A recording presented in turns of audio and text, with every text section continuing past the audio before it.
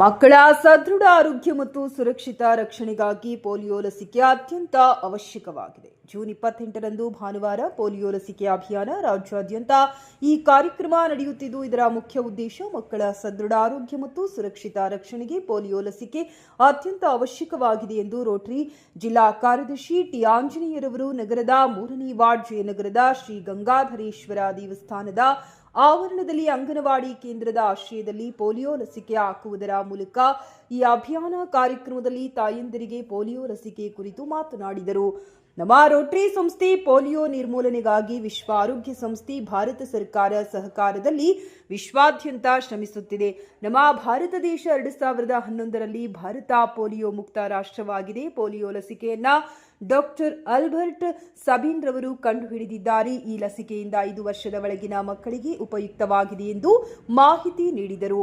ಈ ಕಾರ್ಯಕ್ರಮದಲ್ಲಿ ರೋಟರಿ ಅಧ್ಯಕ್ಷರಾದ ಜಗದೀಶ್ ಅವರು ಈ ಪೋಲಿಯೋ ಲಸಿಕೆ ಅಭಿಯಾನ ಕಾರ್ಯಕ್ರಮ ಇಂದು ಸಾರ್ವಜನಿಕ ಸ್ಥಳದಲ್ಲಿ ಲಸಿಕೆ ಹಾಕುವುದರ ಮೂಲಕ ತಾಯಂದಿರಿಗೆ ಮಕ್ಕಳಿಗೆ ಜಾಗೃತಿ ಮೂಡಿಸುವುದರ ಜೊತೆಗೆ ಮುಂದಿನ 3 ದಿನಗಳ ಕಾಲ ಜುಲೈ 1ರವರೆಗೆ ಮನೆ ಮನೆಗೆ ಭೇಟಿ ನೀಡಿ ಪೋಲಿಯೋ ಹನಿ ಹಾಕಲಾಗುವುದೆಂದು ಸಾರ್ವಜನಿಕರಿಗೆ ಮಾಹಿತಿ ತಿಳಿಸಿದರು.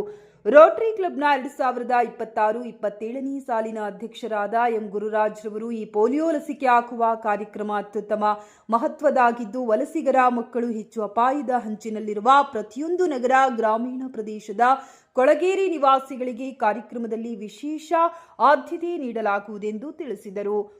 ಈ ಕಾರ್ಯಕ್ರಮದಲ್ಲಿ ಉಪಸ್ಥಿತರಿದ್ದ ಡಾಕ್ಟರ್ ರೇಖಾ ಮತ್ತು ಮಕ್ಕಳ ಮಹಿಳಾ ಅಭಿವೃದ್ಧಿ ಇಲಾಖೆ ಸೂಪರ್ವೈಸರ್ ಶ್ರೀಮತಿ ವಿದ್ಯಾವತಿ ಅವರು ಹೆಚ್ಚಿನ ಕಾಳಜಿ ವಹಿಸಿ ಮಕ್ಕಳಿಗೆ ಪೋಲಿಯೋ ಹನಿ ಹಾಕುವ ಕುರಿತು ಎಲ್ಲಾ ತಾಯಂದಿರಿಗೆ ಮತ್ತು ಸಾರ್ವಜನಿಕರಿಗೆ ಮಾಹಿತಿ ನೀಡಿದರು.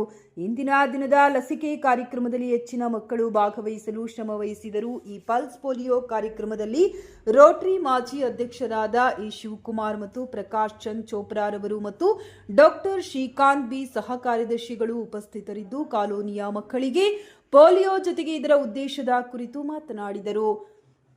ಸ್ಥಳೀಯ ಅಂಗನವಾಡಿ ಕೇಂದ್ರದ ಶಿಕ್ಷಕಿ ಶ್ರೀಮತಿ ರಾಧಾ ಮತ್ತು ಸುಧಾರಾಣಿ ಹಾಗೂ ಆಶಾ ಕಾರ್ಯಕರ್ತೆಯರಾದ ಸಂಗೀತ, ಅನುರಾಧ ಮತ್ತು ಜಯನಗರ ಕಾಲೋನಿಯ ನಿವಾಸಿಗಳಾದ ರಾಯಚೂರು ಕೃಷಿ ವಿಜ್ಞಾನಿ ಶ್ರೀಮತಿ ವೀಣಾ ಮತ್ತು ಮಲ್ಲಿಕಾರ್ಜುನ್, ವನದುರ್ಗ ಹಾಗೂ ವಕೀಲರಾದ ಭೀಮರಾವ್ ಇನ್ನಿತರರು ಉಪಸ್ಥಿತರಿದ್ದರು.